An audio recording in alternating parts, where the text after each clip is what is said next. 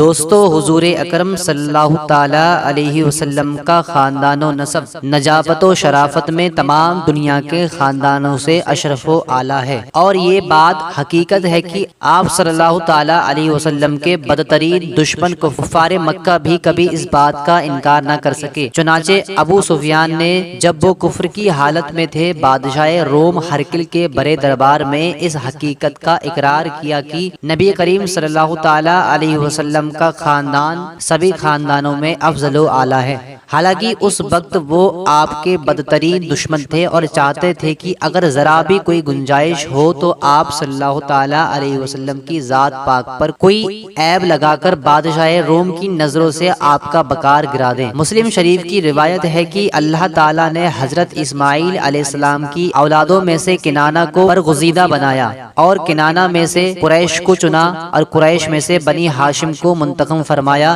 اور بنی ہاشم میں مجھ کو چن لیا۔ یعنی حضور انور صلی اللہ تعالی علیہ وسلم کا خاندان اس قدر بلند مرتبہ ہے، یعنی حضور انور صلی اللہ تعالی علیہ وسلم کا خاندان اس قدر بلند مرتبہ رکھتا ہے کہ کوئی حسب و نسل والا اور نعمت و بزرگی والا آپ صلی اللہ تعالی علیہ وسلم کے مثل ہے ہی نہیں۔ حضور اقدس صلی اللہ تعالی علیہ وسلم کے خاندان نبوت میں سبھی حضرات اپنی گناگو خصوصیات کی وجہ سے بڑے نامی گرامی ہیں، مگر چند ہستیاں ایسی ہیں جو آسمان و فضل و کمال پر چاند تارے بن کر چمکے۔ ان با کمالوں میں فہر بن مالک بھی ہیں۔ ان کا لقب قریش ہے اور ان کی اولادیں قریشی یا قریش کہلاتی ہیں۔ فہر بن مالک قریش اس لیے کہلائے کہ قریش ایک سمندری جانور کا نام ہوتا ہے جو بہت ہی طاقتور ہوتا ہے اور سمندری جانوروں کو کھا ڈالتا ہے۔ یہ تمام جانوروں پر غالب ہی رہتا ہے، کبھی مغلوب نہیں ہوتا۔ چونکہ فہر بن مالک اپنی شجاعت و خدا داد طاقت کی بنا پر تمام قبائل عرب پر غالب تھے، اس لیے تمام اہل عرب ان کو قریش کے لقب سے پکارنے لگے۔ حضور اکرم صلی اللہ تعالی علیہ وسلم کے ماں باپ دونوں کا سلسلہ نسب فہر بن مالک سے ملتا ہے، اس لیے حضور اکرم صلی اللہ تعالی علیہ وسلم کے ماں باپ دونوں کی طرف سے قریشی ہیں۔ اسی لیے حضور اکرم صلی اللہ تعالی علیہ وسلم ماں باپ دونوں کی طرف سے قریشی ہی ہیں۔ حضور اکرم صلی اللہ تعالی علیہ وسلم کے پردادا ہاشم بڑی شان و شوکت کے مالک تھے۔ ان کا اصلی نام عمرو تھا۔ حضور اکرم صلی اللہ تعالی علیہ وسلم کے پردادا ہاشم بڑی شان و شوکت کے مالک تھے۔ ان کا اصلی نام عمرو تھا۔ انتہائی بہادر، بے حد سخی اور اعلیٰ درجے کے مہمان نواز تھے۔ ایک سال عرب میں بہت سخت قحط پڑ گیا اور لوگ دانے دانے کو محتاج ہو گئے، تو یہ ملک شام سے خشک روٹیاں خرید کر حج کے دنوں میں مکہ پہنچے اور روٹیوں کا چورا کر کے اونٹ کے گوشت کے شوربے میں سرید بنا کر تمام حاجیوں کو خوب پیٹ بھر کھلایا۔ اس دن سے مکہ کے سبھی لوگ انہیں ہاشم کے نام سے پکارنے لگے۔ چونکہ یہ عبد مناف کے سب لڑکوں میں بڑے اور باصلاحیت تھے، اسی لیے عبد مناف کے بعد کعبہ کے متولی اور سجادہ نشین ہوئے۔ یہ بہت حسین و خوبصورت تھے۔ جب سنِ شعور کو پہنچے تو ان کی شادی مدینے میں قبیلہ خزرج کی ایک سردار عمرو کی صاحبزادی سے ہوئی جن کا نام سلمہ تھا، اور ان کے صاحبزادے عبد المطلب مدینہ ہی میں پیدا ہوئے۔ چونکہ ہاشم 25 سال کی عمر پا کر ملک شام کے راستے مکہ مقام غزہ انتقال کر گئے، اس لیے عبد المطلب مدینہ ہی میں اپنے نانا کے گھر پلے بڑھے، اور جب 7 یا 8 سال کے ہو گئے تو مکے آ کر اپنے خاندان والوں کے ساتھ رہنے لگے۔ حضور اقدس صلی اللہ تعالی علیہ وسلم کے دادا عبد المطلب کا اصلی نام شیبہ ہے۔ یہ بڑے ہی نیک نفس اور والد و جاہد ہیں۔ غار حرا میں کھانا پانی ساتھ لے کر جاتے اور کئی دنوں تک لگاتار خدا کی عبادت میں مشروف رہتے۔ رمضان شریف کے مہینے میں اکثر غار حرا میں اعتکاف کیا کرتے اور خدا کے دھیان میں گوشہ نشین رہا کرتے تھے۔ رسول اللہ صلی اللہ تعالی علیہ وسلم کا نور نبوت ان کی پیشانی پر چمکتا تھا اور ان کے بدن سے مشک کی خوشبو آتی تھی۔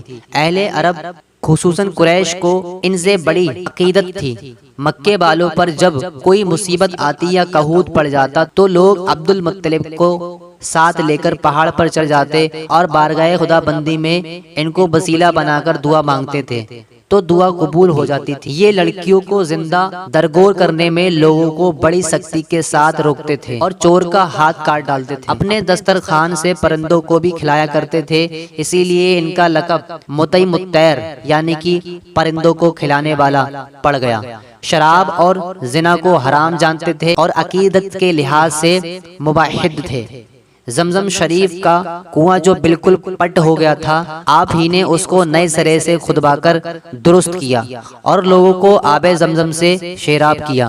آپ بھی کعبے کے متولی اور سجادہ نشین ہوئے۔ اصحاب فیل کا واقعہ آپ ہی کے وقت میں پیش آیا تھا۔ 120 برس کی عمر میں آپ کی وفات ہو گئی۔ حضور اکرم صلی اللہ تعالی علیہ وسلم کی پیدائش سے صرف 55 دن پہلے یمن کا بادشاہ ابراہا ہاتھیوں کی فوج لے کر کعبہ ڈھانے کے لیے مکے پر حملہ آور ہوا۔ اس کا سبب یہ تھا کہ ابراہا نے یمن کے دارالسلطنت صنعاء میں ایک بہت ہی شاندار اور عالیشان گرجا گھر بنایا اور یہ کوشش کرنے لگا کہ عرب کے لوگ بجائے خانہ کعبہ کے یمن آ کر اس گرجا گھر کا حج کیا کریں۔ جب مکہ والوں کو یہ معلوم ہوا تو قبیلہ کنانہ کا ایک شخص غیظ و غضب میں جل بھن کر یمن گیا اور وہاں کے گرجا گھر میں گندگی کر کے اس کو نجاستوں سے لت پت کر دیا۔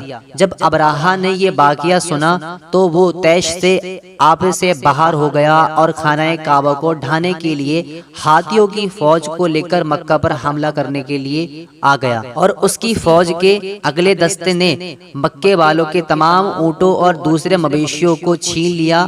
اس میں 200 یا پھر 400 اونٹ عبد المطلب کے بھی تھے۔ عبد المطلب کو اس واقعے سے کافی رنج ہوا، چنانچہ آپ اس معاملے میں گفتگو کرنے کے لیے اس کے لشکر میں تشریف لے گئے۔ جب ابراہا کو معلوم ہوا کہ قریش کا سردار ان سے ملاقات کرنے کے لیے آیا ہے تو اس نے آپ کو اپنے خیمے میں بلایا، اور جب عبد المطلب کو دیکھا کہ ایک بلند کا روبدار اور نہایت ہی حسین و جمیل آدمی ہے جن کی پیشانی پر نور نبوت جاہ و جلال چمک رہا ہے، تو صورت دیکھتے ہی ابراہا مرعوب ہو گیا اور بے اختیار تخت شاہی سے اتر کر آپ کی تعظیم و تکریم کے لیے کھڑا ہو گیا اور اپنے برابر بٹھا کر دریافت کیا کہ کہیے سردار قریش، یہاں آپ کی تشریف آوری کا کیا مقصد ہے؟ عبد المطلب نے جواب دیا، ہمارے اونٹ اور بکریاں وغیرہ جو آپ کے لشکر کے سپاہی ہانک لائے ہیں، آپ ان سب مویشیوں کو ہمارے سپرد کر دیجئے۔ یہ سن کر ابراہا نے کہا کہ اے سردار قریش، میں تو یہ سمجھتا تھا کہ آپ بہت ہی حوصلہ مند اور شاندار آدمی ہیں، مگر آپ نے مجھ سے اپنے اونٹوں کا سوال کر کے میری نظروں میں اپنا وقار کم کر دیا۔ اونٹ اور بکری کی حقیقت ہی کیا ہے؟ میں تو آپ کے کعبے کو توڑ پھوڑ کر کے برباد کرنے کے لیے آیا ہوں، آپ نے اس کے بارے میں کوئی گفتگو نہیں کی۔ عبد المطلب نے کہا کہ مجھے تو اپنے اونٹوں سے مطلب ہے، کعبہ میرا گھر نہیں بلکہ وہ تو خدا کا گھر ہے، وہ خود اپنے گھر کو بچا لے گا، مجھے کعبے کی ذرا بھی فکر نہیں ہے۔ یہ سن کر ابراہا اپنے فرعونی لہجے میں کہنے لگا کہ اے سردار مکہ، سن لیجئے، میں کعبے کو ڈھا کر اس کی اینٹ سے اینٹ بجا دوں گا اور روئے زمین سے اس کا نام و نشان مٹا دوں گا، کیونکہ مکے والوں نے میرے گرجا گھر کی بڑی بے حرمتی کی ہے، اس لیے میں اس کا انتقام لینے کے لیے کعبے کو مسمار کر دینا ضروری سمجھتا ہوں۔ عبد المطلب نے فرمایا، آپ جانے اور خدا جانے، میں آپ سے سفارش کرنے والا کون ہوں؟ اس گفتگو کے بعد ابراہا نے جانوروں کو واپس کر دینے کا حکم دیا اور عبد المطلب تمام اونٹوں اور بکریوں کو ساتھ لے کر اپنے گھر چلے گئے اور مکے والوں سے فرمایا کہ تم لوگ اپنے اپنے مال مویشیوں کو لے کر مکہ سے باہر نکل جاؤ اور پہاڑیوں کی چوٹی پر چڑھ جاؤ، دروں سے چھپ کر پناہ لو۔ مکہ والوں سے یہ کہہ کر پھر خود اپنے خاندان کے چند آدمیوں کے ساتھ لے کر خانہ کعبہ میں مکہ والوں سے یہ کہہ کر پھر خود اپنے خاندان کے چند آدمیوں کو ساتھ لے کر خانہ کعبہ میں گئے اور دروازے کا حلقہ پکڑ کر انتہائی گزاری کے ساتھ دربار باری میں اس طرح دعا مانگنے لگے، اے اللہ، بے شک ہر شخص اپنے گھر کی حفاظت کرتا ہے، لہٰذا تو بھی اپنے گھر کی حفاظت فرما، اور صلیب والوں اور صلیب کے پجاریوں یعنی عیسائیوں کے مقابلے میں اپنے اطاعت شیاروں کی مدد فرما۔ عبد المطلب نے یہ دعا مانگی اور اپنے خاندان والوں کو ساتھ لے کر پہاڑ کی چوٹی پر چڑھ گئے اور خدا کی قدرت کا جلوہ دیکھنے لگے۔ ابراہہ جب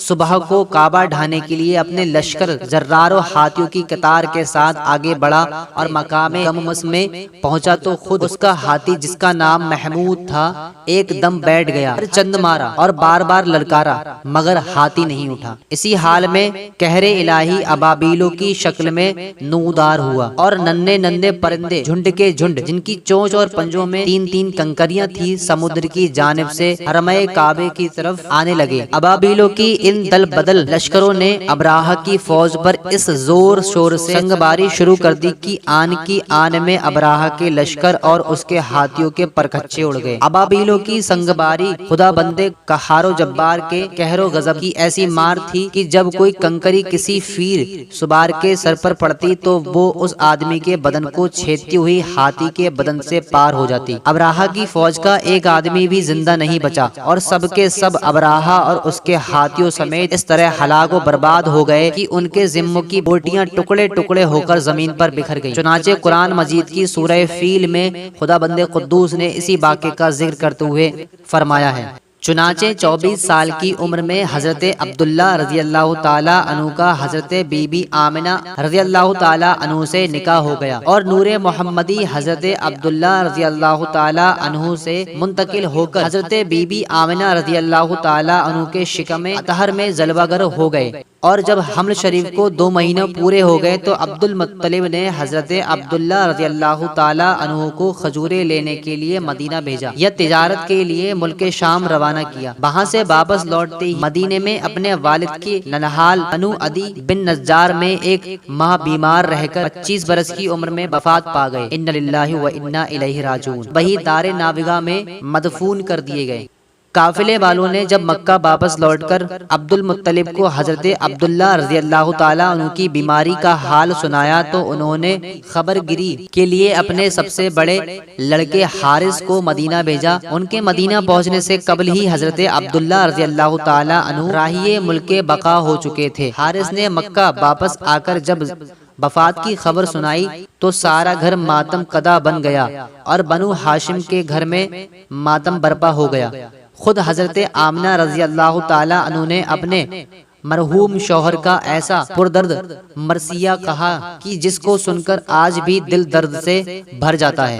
روایت ہے کہ حضرت عبداللہ رضی اللہ تعالیٰ عنہ کی وفات پر فرشتوں نے بھی غمگین ہو کر بڑی حسرت کے ساتھ یہ کہا کہ الہی تیرا نبی یتیم ہو گیا۔ اللہ تبارک و تعالیٰ نے فرمایا تو کیا ہوا، میں اس کا حامی و حافظ ہوں۔ ام ایمن بچپن میں حضور اقدس صلی اللہ تعالیٰ علیہ وسلم کی دیکھ بھال کیا کرتی تھی، کھلاتی، کپڑا پہناتی، پرورش کی پوری ضروریات مہیا کرتی۔ اس لیے حضور اقدس صلی اللہ تعالیٰ علیہ وسلم تمام عمر ام ایمن کی دلجوئی فرماتے رہے۔ حضرت عبداللہ رضی اللہ تعالیٰ عنہ یہ ہمارے حضور رحمت عالم صلی اللہ تعالیٰ علیہ وسلم کے والد ماجد ہیں۔ یہ عبد المطلب کے تمام بیٹوں میں سب سے زیادہ باپ کے لاڈلے اور پیارے تھے، چونکہ ان کی پیشانی میں نور محمدی اپنی پوری شان و شوکت کے ساتھ جلوہ گر تھا۔ قبیلہ قریش کی تمام حسین عورتیں ان سے شادی کی خواہش رکھتی تھیں، مگر عبد المطلب ان کے لیے ایک ایسی عورت کی تلاش میں تھے جو حسن و جمال کے ساتھ ساتھ حسب و نسب کی شرافت و عفت کا پرسائی میں بھی ممتاز ہو۔ ایک دن عبداللہ شکار کے لیے جنگل میں تشریف لے گئے۔ ملک شام کے یہودی چند علامتوں سے پہچان گئے کہ نبی آخر الزماں کے والد ماجد یہی ہیں۔ چنانچہ ان یہودیوں نے حضرت عبداللہ رضی اللہ تعالی عنہ کو بارہا قتل کر ڈالنے کی کوشش کی۔ اس مرتبہ بھی یہودیوں کی ایک بہت بڑی جماعت مسلط ہو کر اس نیت سے جنگل میں گئی کہ حضرت عبداللہ رضی اللہ تعالی عنہ کو تنہائی میں دھوکے سے قتل کر دیا جائے گا، مگر اللہ تعالیٰ نے اس مرتبہ بھی اپنے فضل و کرم سے بچا لیا۔ وہب بن مناف بھی اس دن جنگل میں ہی تھے اور انہوں نے اپنی آنکھوں سے یہ سب کچھ دیکھا، اس لیے ان کو حضرت عبداللہ رضی اللہ تعالی عنہ سے بے انتہا محبت و عقیدت پیدا ہو گئی اور گھر آ کر یہ عزم کر لیا کہ میں اپنی نور نظر حضرت آمنہ رضی اللہ تعالی عنہ کی شادی حضرت عبداللہ رضی اللہ تعالی عنہ سے ہی کروں گا۔ چنانچہ اپنی اس دلی تمنا کو اپنے چند دوستوں کے ذریعے انہوں نے عبد المطلب تک پہنچائی۔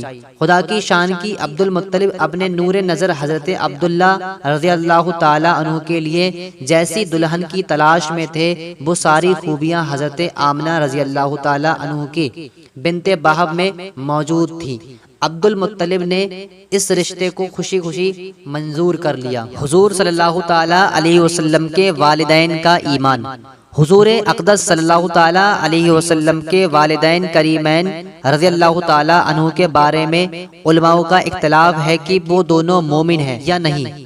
بعض علماء ان دونوں کو مومن نہیں مانتے اور بعض علماء نے اس مسئلے میں توکل کیا اور فرمایا کہ ان دونوں کو مومن یا کافر کہنے سے زبان کو روکنا چاہیے اور اس کا علم خدا کے سپرد کر دینا چاہیے۔ مگر اہل سنت کے علماء محققین نے کا یہی عقیدہ اور قول ہے کہ حضور صلی اللہ تعالی علیہ وسلم کے ماں باپ دونوں یقیناً بلا شبہ مومن ہی ہیں۔ علماء متاخرین نے تحقیق کے ساتھ اس مسئلے کو ثابت کیا ہے، بلکہ حضور صلی اللہ تعالی علیہ وسلم کے تمام آباء و اجداد حضرت آدم علیہ السلام تک سب کے سب مومن ہیں، اور ان حضرات کے ایمان کو ثابت کرنے میں علماء مورخین کے 3 طریقے ہیں۔ پہلا یہ ہے کہ حضور اکرم صلی اللہ تعالی علیہ وسلم کے والدین اور آباء و اجداد سب حضرت ابراہیم علیہ السلام کے دین پر تھے، اور دوسرا یہ ہے یہ تمام حضرات حضور صلی اللہ تعالی علیہ وسلم کے اعلان نبوت سے پہلے ہی ایسے زمانے میں وفات پا گئے جو زمانہ فطرت کہلاتا ہے، اور ان لوگوں تک حضور صلی اللہ تعالی علیہ وسلم کی دعوت ایمانی پہنچی ہی نہیں، لہٰذا ہرگز ان حضرات کو کافر نہیں کہا جا سکتا، بلکہ ان لوگوں کو مومن ہی کہا جائے گا۔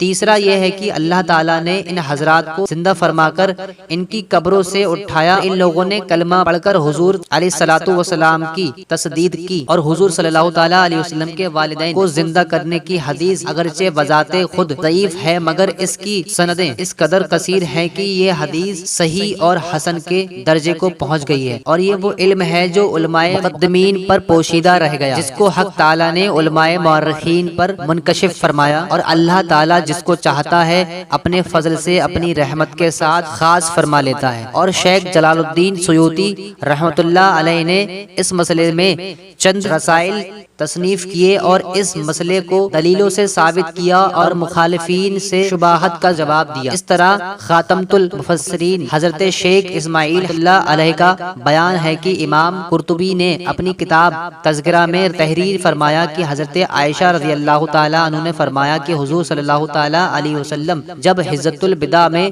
ہم لوگوں کو ساتھ لے کر چلے اور حزون کی گھاٹی پر پہنچے اور حزون کی گھاٹی پر گزرے تو رنج و غم میں ڈوب گئے اور رونے لگے، اور حضور صلی اللہ تعالی علیہ وسلم کو روتا دیکھ کر میں بھی رونے لگی کہ حضور صلی اللہ تعالی علیہ وسلم اپنی اونٹنی سے اتر پڑے اور کچھ دیر کے بعد میرے پاس خوش مسکراتے ہوئے تشریف لائے۔ میں نے دریافت کیا کہ یا رسول اللہ صلی اللہ تعالی علیہ وسلم، آپ پر میرے ماں باپ قربان ہو، کیا بات ہے کہ آپ صلی اللہ تعالی علیہ وسلم رنج و غم میں ڈوبے ہوئے اونٹنی سے اترے اور واپس لوٹتے سادہ و فرح مسکراتے ہوئے تشریف فرما ہوئے؟